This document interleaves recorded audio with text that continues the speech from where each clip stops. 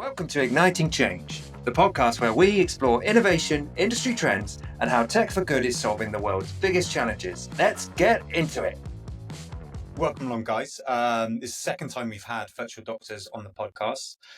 First time was about 18 months ago. So we're really keen to get into the detail of the platform, what you guys have been up to, understand warts and all, what's the good, what's the bad, what's the ugly, all of those kind of things. So James, maybe you can kind of kick us off for anyone that doesn't know about virtual doctors, if you can give us kind of like an overview of virtual doctors, who you are and what you guys do. Sure. Yes. So the virtual doctors is essentially a telemedicine service. We have an app that links volunteer doctors to clinicians in primarily rural health centers in Zambia and Malawi. And through the app, the clinician can refer a case if they get a case that is perhaps too complex for them, and they can send that case through the app, and the doctor will review that case, maybe ask a few more questions and provide some guidance to that clinical officer. So that is essentially the simplicity of what we do.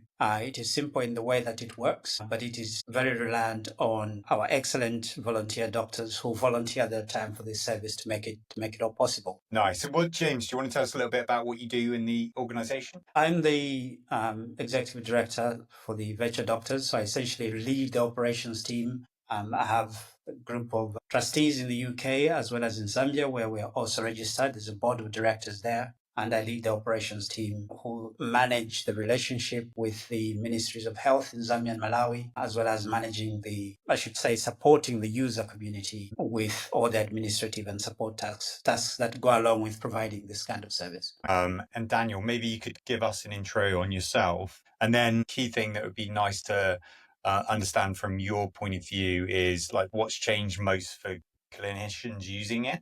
That would be a good starter. Yeah, sure. Yeah, well, yeah, thanks for having us on the podcast. So yeah, my name's Daniel. I'm a GP by background based in Brecon in South Wales, and I'm the volunteer medical director for the virtual doctors, which is a role I've held since around 2020. Before that, I was a normal volunteer, as it were, answering cases and things. So I guess, yeah, I've had the luxury of seeing the virtual doctors evolve and change, and obviously, as you're saying, with the new app that you guys have developed, there's been some nice changes there as well, I think. So yeah, there's been a few things that have changed. I think one of the challenges we had with our previous software was we wouldn't always get complete stories through to the volunteer doctors who were answering cases, and that could sometimes cause challenges because obviously if you don't know certain information, it can be hard to then give accurate advice. But the really nice bit about being able to, even before we got to the whole kind of software development stage, was that kind of brainstorming what information does a clinician answering a case need to know about,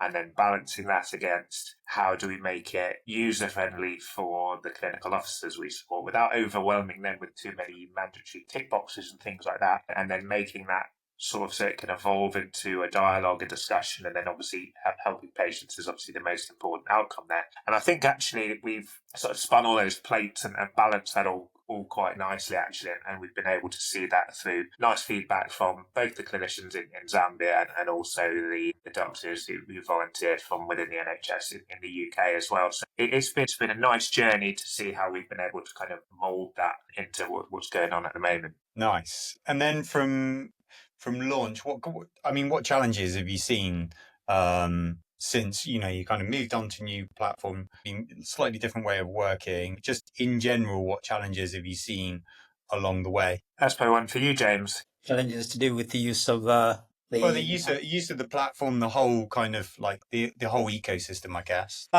There've been some challenges around. If I start from the top level, we made some choices at the start in terms of the functionality that we needed and the functionality that we could afford. So we had to make some calls on strategic, priority areas. And one of the things that we've found is that under the old system, our doctors used to respond to cases through the web portal, and our clinicians used to send the cases through the app. And we maintain that in this new version of the app.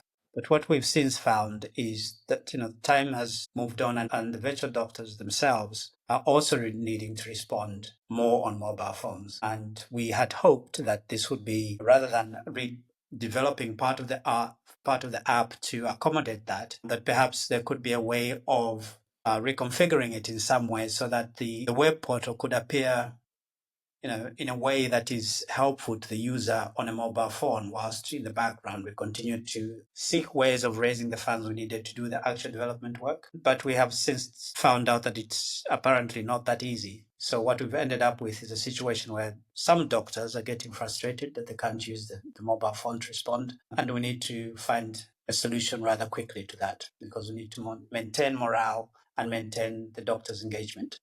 Interesting. So they're using it more on the go. And Exactly. Is that a lot different to what it was previously on the older platform? Is that just how doctors are using technology these days, or what's led to that change? On the older platform, although it wasn't perfect, you could still use it on a mobile phone because the screen, when you looked at it, all the content would fit on the phone screen. Whereas now, half of it is off the screen, and it's more frustrating. Some people are getting away with it by using it in the mobile phone in landscape format, and that tends to work. But for others, it's just too fiddly. So we do need to find a solution to that for our doctors. Yeah, for sure. Absolutely. And Daniel, have you seen any of that in use? Yeah, I think it's interesting. I think, people are maybe not using laptops and desktop computers so much. And it's just, I guess it's that trend, isn't it? Moving towards phones. And I think it's okay on tablets potentially, but I think more people are wanting to be able to use it more as like a web app. And it can cause frustrations as well. But I guess as James said, it was a case of working out what were the key priorities at that time and what were the must-haves and what were the nice-to-haves, I guess. Yeah. So that was a nice-to-have. Now it's kind of evolving slightly into more of a must-have, I guess. I guess that's part of the process, isn't it? As you sort of develop and learn and sort of see how things are gonna work out. But I think one of the really big changes that has helped has been, and it was something during the expedition as well, wasn't it, James? The ability to onboard Zambian clinicians and Zambian doctors and everyone we support in a much easier way, in a much quicker way than what we could do with our old platform. And that has been a good success story. We could do that remotely or face to face, but it certainly simplified that, which has been quite nice, because ultimately we want to expand throughout all the districts in Zambia, and that has made that process much easier for our team within Zambia as well. Nice. And I think it is part of like the software development lifecycle is, you release something, you get an idea of how people are going to use it and what they're going to use and what features they're going to use, but nothing beats actually people using it in the field. Then you get really clear feedback, you get really clear signals and noises in terms of what's needed. So, I mean, clearly that's a change. Is there any, apart from that, is there any other kind of cry out for features or things that they would like more of? There's one other thing that we're trying to work through with the support team, which is that some clinicians will report that they can't see a case being responded to, or that they can't select a specialty. And sometimes what they have to do is to relaunch the app and it syncs. Now, some people know how to do that because they are quite frequent in sending their cases. Other people might be more experienced and they only send cases once in a while. So for them, it might become more frustrating because they either haven't seen the how-to video for a while, or they looked at the how-to guide a while ago. And so that process becomes a bit frustrating. So they might raise a ticket with us saying, doctor hasn't responded to my case. We contact the doctor and find that the doctor did respond to the case, but that syncing hasn't happened. It could also be the fact that these people are working in low resource settings. So maybe the case was sent while they were offline. It then went through the system, and then the same when the doctor sent back the answer, maybe they were offline at that time, but it hasn't synced. So we need to establish how the app how it could operate better in that syncing process. Yeah. A lot of the things we do around, so we do a lot in syncing. It's quite a big thing offline. How to work in like low data access areas. A lot of the good kind of things that you can do from a user perspective is just give them little signals around syncing up data and how fresh their data is. And that's usually because a lot syncing is not a perfect thing across the board, especially when you're offline, when you part offline. I mean, it's getting better and better, but often sometimes it can get corrupted or stuck. So that could be a good area where you bring in like little notifications that you're out of sync. So, and then maybe actions for a user to just, press a button rather than having to follow a set of procedures to get it back. Maybe just a simple press of a button to get them there. But that is it. That is interesting. I don't know if James or Daniel, you're best on this. I heard about the Livingstone expedition. Can you talk to us a bit about that? Because that sounded really interesting. Yeah, I'll say a bit, and then James can add some bits, I guess. So this was a project that actually started from discussions with myself and Hugh Jones. So Hugh was the gentleman who founded the Virtual Doctors. He's now the president of the charity. He used to be sort of full-time doing what James did, and he worked as a safari guide out in Zambia in the 80s and 90s, which is where the whole story and that whole connection kind of came from. And during COVID, like all charities, there were financial pressures, there were difficulties from that perspective. Obviously, everyone was also shut off from the world. There was that kind of growing awareness of global health issues. And we just got chatting and saying, wouldn't it be nice to organise a way of visiting the clinics, and just some of the clinics that we support, to kind of consolidate some of the relationships, and that's all it was going to be to start with. And then as we started looking at, because we support over 300 clinics, as we started to sort of look on a map of Zambia, and initially we were also going to try and go into Malawi as well. And we started sort of looking and planning, and then Hugh, who's very into his history and geography, sort of picked up that, some of these routes link with David Livingstone's journeys, and wouldn't it be nice? And at first we thought, we could maybe do some epidemiological study looking at disease prevalence, now comparing it with Livingstone, and that would have been really interesting, but that was quite a big undertaking. So I went through various different iterations, and eventually it became a 3,500 kilometre overlanding journey, where myself, James, Hugh, and some other individuals linked the Virtual Doctors, and we visited clinics with the aim of connecting with clinics that we already sort of knew, meeting with district health officials, kind of consolidating those human relationships, because you can have discussions like this over Zoom and you can send emails, but actually human connections in real life, as it were, is a really good way of making things happen. But we were also visiting new clinics to onboard new clinicians, and thereby connecting remote communities with our whole pool of volunteer doctors in the UK.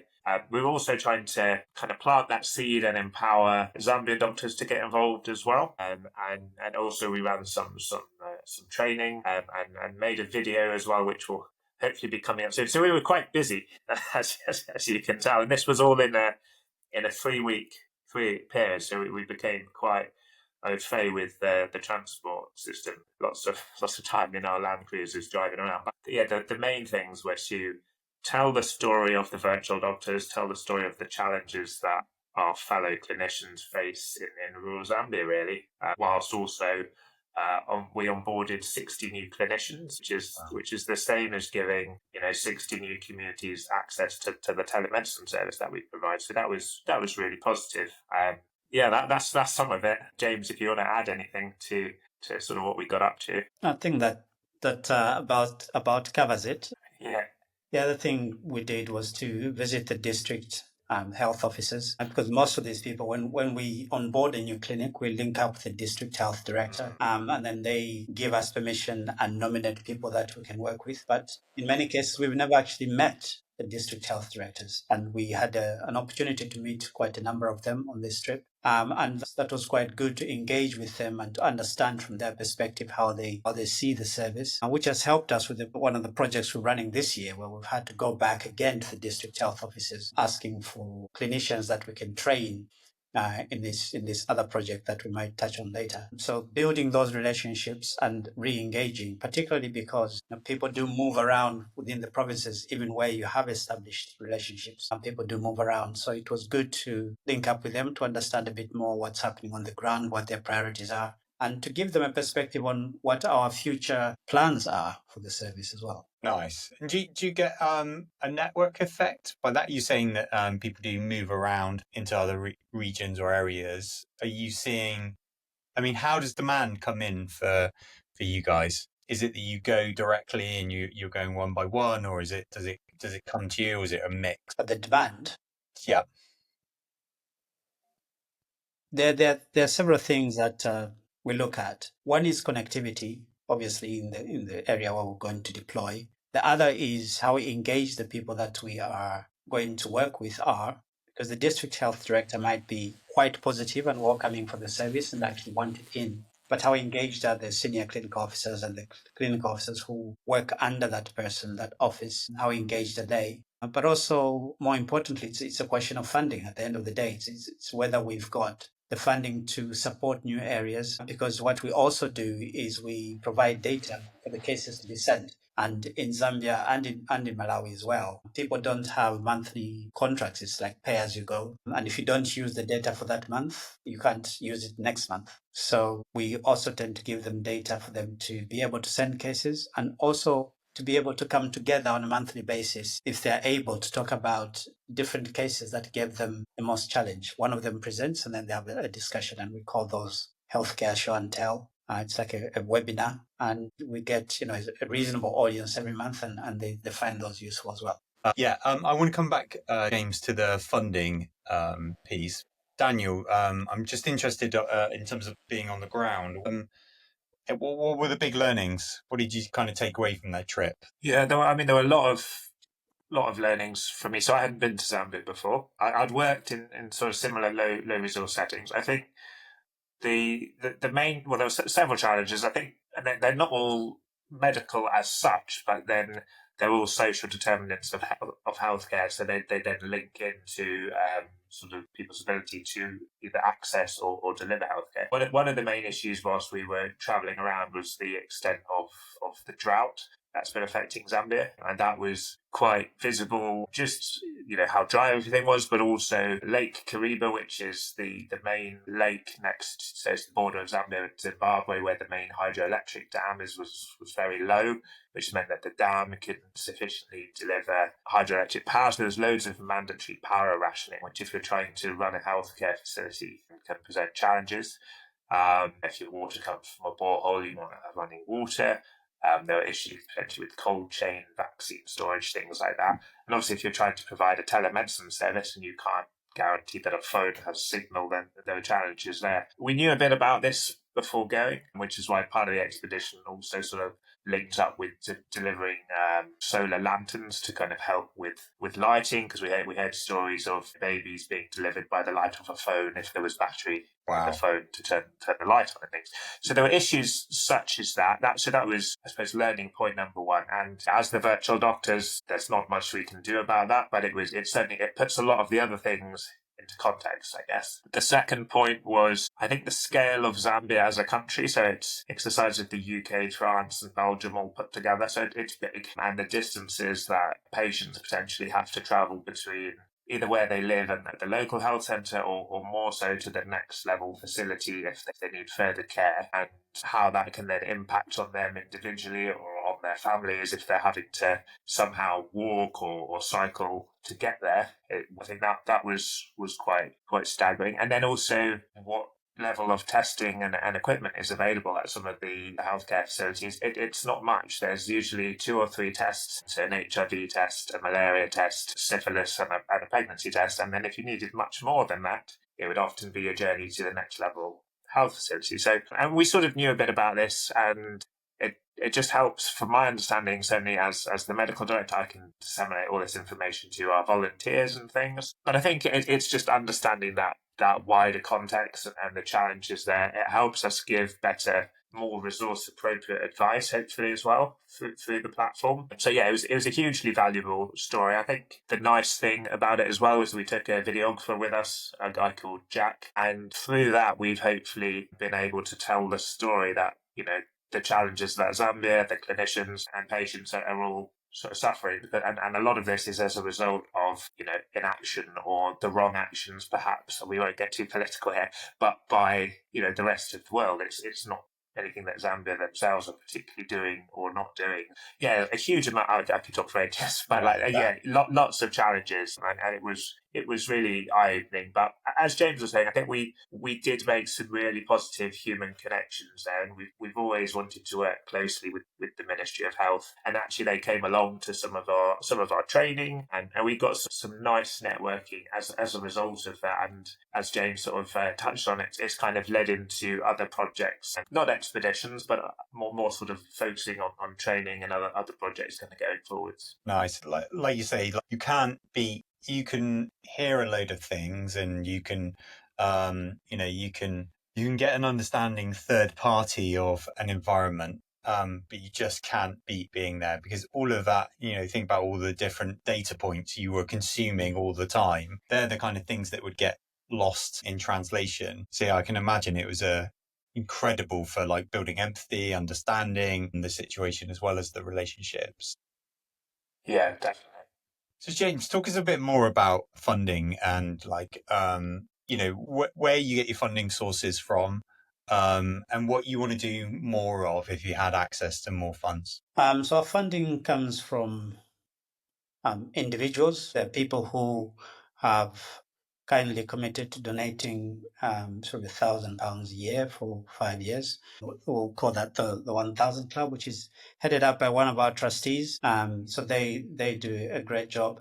We also get individual donations through the website, through Just Giving, and also through CAF. So we get those types of donations. And then we apply to trusts and foundations, which has become more difficult actually since COVID to get those types of funds. But we make applications to trusts and foundations, and we get funding through that route as well. But we're also looking at partnerships to see how we can. It is very difficult for an organization the size of ours to make long-term sustainable strategic plans on our own, because it's those building those relationships with governments, with the Ministry of Health, other regulatory bodies. It takes a lot of time, and in the meantime, we still have to keep this service going. So we're also looking at how we can be the health component of much bigger projects. And so we're looking at how we can engage on larger partnerships. But also, more importantly, we don't intend to be providing this service forever as an external party. We can always support it externally as an external party, but we're looking to embed it within the Ministry of Health in Zambia and Malawi. So we are engaging with the ministry to see how we can do that. And Daniel mentioned that earlier, which is, we're trying to see how we can facilitate local doctors being on the service as well. Yeah. And part of the app development was making that easier, mapping the escalation route for cases align with what they actually do in Zambia. And the app has done that very well, actually, in that we can get a doctor in a district only responding to the cases from that district or to that province or countrywide, but it should be their choice. The app does that brilliantly, enabling us to do that. But also in these countries, as everywhere else, there are new laws around and concerns around data security, around cybersecurity. And so we are also looking at how we can engage with the regulatory bodies to ensure that we are fully aligned and that we're prepared as we scale to meet all the new regulations that are coming up. And we've just had recently our service accredited by the Health Professions Council of Zambia, which is really helpful because they have just been empowered to regulate the telemedicine space. So it is quite reassuring that we are, one of the few telemedicine providers in Zambia who've been accredited by these new regulations. Nice, brilliant. And just out of interest, what happened during COVID? You mentioned it became harder to either work with funds or trust, or to that application process, or getting access to funds were harder. What changed? I think generally in this space, it became harder for everybody in the NGO space in terms of raising money. We were nearly successful with a trust that with another organization that we're partnering with, including the London School of Tropical Medicine. We had a wonderful project that was just about to kick off, and then funding was withdrawn. So I think it was when the FCO changed and DFID changed. I think there was lots of I think COVID was maybe a coincidence, wasn't it? There were changes on a government level with DFID and the FCO, and then also I think understandably at that point everyone was like, what is this new virus? So I got all the funding kind of understandably. Yeah. Right at that time, when it was a strange time because there was that kind of awareness of global health, and everyone sort of stopped and thought, actually, this is quite a big problem, COVID. This is something that's affecting the whole world, and it kind of brought everyone together. We actually got a huge surge in volunteers as well. I guess partly because everyone was, well, doctors weren't working from home. So I think it was more of that, identifying that global health was actually a really important thing. That's maybe certainly I think amongst the general public, maybe that's tailed off a little bit, and I think that's partly why we wanted to do the expedition, just to get people, generate a bit of a buzz, a bit of an awareness, to get people thinking, actually, yeah, healthcare's a problem for me and my village, my town, or whatever. But actually, for context, let's see what the problems are elsewhere, and try and start people talking about them and things. Because as James says, some of the funding comes through larger trusts and foundations, but it's that kind of drip background feeling, if we can get from people who are kind of engaging, identifying with the problems that other people face. I think that can be really valuable. Quite a number of them that we interact with tend to like projects. And for us, most of the projects are about expansion. And we really don't want to be expanding for the sake of expanding, because we need to be able to sustain this. We need the service to be sustainable over a period of time. If we're getting people to trust that they can send cases through the service, and we're getting volunteer doctors, giving us a valuable time, we need to be in a position where we can, provide that service for 3 years, 4 years, 5 years into the future. And if we expand too quickly for the sake of getting funding, then we are risking that sustainability. We have to balance the two. And our challenge is, where do we get funding that is more about co-funding, sustaining the service, than it is about, continued expansion. Nice. And is that more the kind of like goals and aspirations, is sustainable, embedded into the countries, so it becomes, like you were saying, you were looking, I guess, to incubate this as a is that a fair way of saying it, is to kind of get it off the ground, build early use and demand, and then look for another team potentially to take it on, or to co-sponsor or co-part or co-fund? Talk to us a bit about that, James. Yeah, precisely. To be in a position where the service, if the service is part of the ministry, then it becomes part of their budgeting process. But we can always have a pool of doctors outside. And also the other challenge for small charities, that we can work with UK doctors. That's easy. It's easy for us to engage with them. It's easy for us to get insurance and public liability insurance and malpractice insurance for those doctors. But we've got lots of doctors outside of the UK who also want to volunteer. So how do we manage that process? It's easier if we are working hand in hand with the Ministry of Health, because they can just open the door and we don't have to have a huge team managing that extra resource. What's wonderful for me is that we've got these doctors volunteering their time, which is wonderful because we've got skills going back into those countries. And we also, maybe it's a bit of a balance, because we also have a lot of nurses from those types of countries working in the NHS and in other countries in Western Europe. So it's quite humbling, and I'm grateful for the fact that people like Daniel and the other doctors who work with him, with their busy lives, are able to respond to these cases from places they'll never see. It's just quite amazing. It is incredible, right? Because, there's not many doctors or nurses that you meet that aren't busy, right? And aren't in high demand or in, potentially stressful situations. So it is pretty incredible, to say the least. Maybe, Yeah, Dan, I think people get.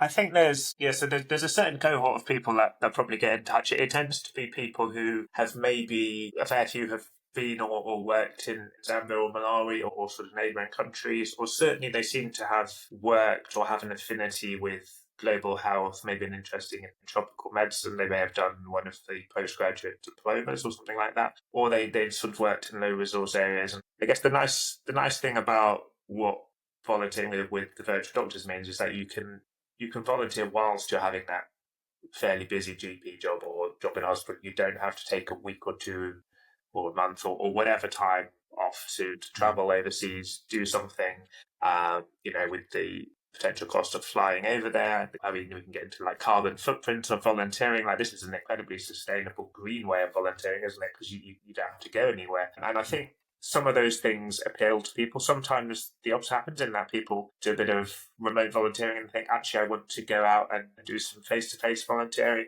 And so that's also a nice thing. But I think, that ability to be able to do something sustainable whilst continuing your other roles definitely appeals to people. But also I think that kind of reciprocal benefit of, it sounds strange because busy people, why are they volunteering?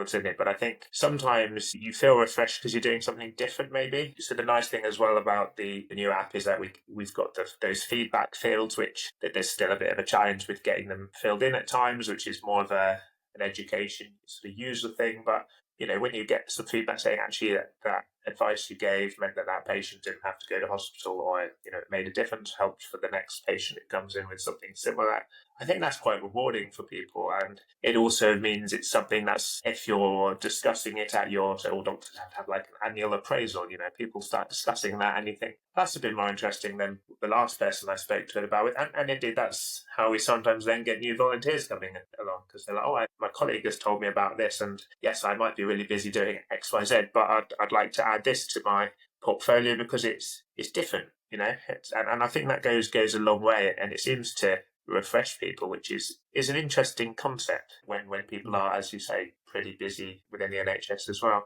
Yeah, definitely. I mean, we always find those stories are very energizing. Getting that kind of feedback really does make a difference. You don't need too much feedback. You just need a few of those stories, and that helps across the board. Tell us, Daniel, tell us a little bit more. How much, say, for someone volunteering, how much time do they tend to give, and how often, and how variable is it? Yeah. There's a fair amount of variation.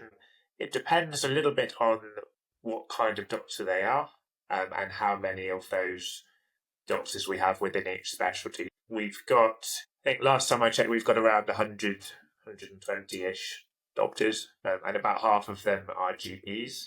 So if a GP gets sent a case, obviously there's the chances of it going to me as a GP is a bit less than, say, if it went to our dermatologist, where we've got, I think, one or two. So it depends a little bit on the specialty. Sometimes people get sort of 2 or 3 cases a week. Sometimes it can be a lot less often. Sometimes it can be a bit more often. So it does seem to vary quite a lot. That's something that we're still learning a bit about, to be honest, actually, with the potentially a bit hard to measure at times.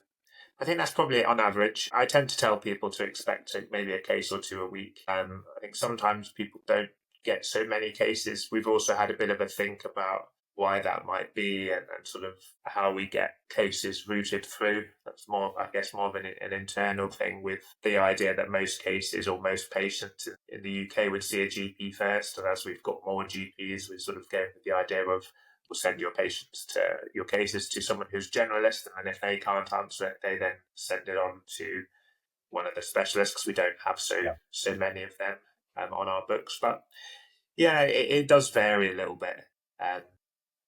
Roughly we say maybe 2 or 3 a week. Nice. And James, if you just think about it from a platform point of view, you've got a 2-sided marketplace. It sounds like you got the supply and demand about right, but how does that fluctuate in terms of the number of volunteers to the number of cases?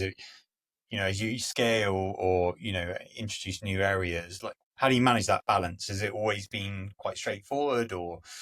Yeah, tell us a bit about that. It's interesting, because I was actually looking at that this morning with the team. So we're looking at the list of users that we have, how many have been very active in the last 3 months, 6 months, 12 months, and how many have been inactive in that period. So for the ones that have been inactive, we're then looking at how we can re-engage with them or redeploy the devices that are out there that were supplied by the virtual doctors to new areas, and trying to look into why are they inactive. And some have been transferred, some have gone back to do more studies, more on leave. People can go on leave for a month or more because they were sort of accumulated leave from previous years. So that also becomes part of the consideration in terms of expansion. But also, when people are newly onboarded onto the platform, they might send a lot more cases. And then over time, those number of cases start to go down, because they are not sending repeat cases, and they're not sending similar cases all the time. They are learning as they're using the platform. So whilst some donors and observers might be looking at the numbers and thinking, well, cases are going down, that's a bad thing. It's actually a good thing. It's actually showing us that people are learning. And so what we have to do is, as those numbers go down, it gives us an indication about our scope for expansion, because then we can bring new people into the system and help. What are your big hopes next, or what are the things you would like to do if you had more funding that that came in. Maybe James or Daniel, if one of you want to grab that one. I think, Daniel can come in as well. But for me, more funding would enable us to look at the other aspects of the app that we wish to develop. It would enable us to expand to more clinics in Zambia and perhaps even hospitals. And it would also enable us to expand the knowledge part of our service has not been developed as quickly as we wanted it to be. So we do have a resource library within the app in terms of links to additional resources, but we'd like to develop some specific training videos, maybe some documentation that could be helpful to clinicians. And Daniel is already looking at this in terms of one of the areas that we looked at during the expedition was trauma training. And we're looking at how we can do more of that aspect as well. So I think, knowledge building, maybe some capacity building projects would be good. Because if I think back to what you said earlier about what were the learning points from the expedition, one of them was just how busy these clinicians are and just how much demand is placed on them from the communities that they serve. There's really an opportunity to help them to get to a point where, for cases that can be treated within the rural health center, they can have access to the guidance that they need. So we're also looking at how we can work with Residents Association, Doctors Association of Zambia, and the Medical Association of Zambia to see if we can work with them to look at what are the gaps and how can we help with that. And additional funding would give us the resources to get on board the staff that we need in order to do those things. Daniel? That's a pretty good answer. Yeah, I guess I agree with a lot of that. I think another thing that could be quite interesting as well is with the new iteration of the app, we built in ICD-11 coding. So the ability that if someone comes in with malaria or influenza or whatever, or a symptom, you add a code to that and then it has an alphanumerical value. And I suppose expanding our data dashboard to look at that could be very interesting from a disease epidemiology point of view, because as well we know that each of those codes are going to be attached to a certain clinician or clinic, and we know based on their profile it will say, well, they're at XYZ clinic or they here. So theoretically that output can be valuable to stakeholders such as the Ministry of Health. It can start to build up a picture of, okay, we know in that district that these clinicians have sent this many cases of malaria, and it can build up a bit more of a picture. And particularly for things such as, so Mpox, which was something that was on our radar just as we were planning on the expedition, or say an outbreak of something else like that, early disease surveillance and things like that. There's obviously dedicated platforms that do this, but there's no reason why our system can't then feed into some of those with the coding that we have and the fact that we know where all the clinics are going to be. There might be something interesting there, and opens up new possibilities. And again, with other partners, other collaborative efforts, that might be something that could be quite interesting, I think, as well. For just looking at more of the public health aspect. Nice. Okay, absolutely great idea. James, if people want to find out more about virtual doctors, where would you signpost them?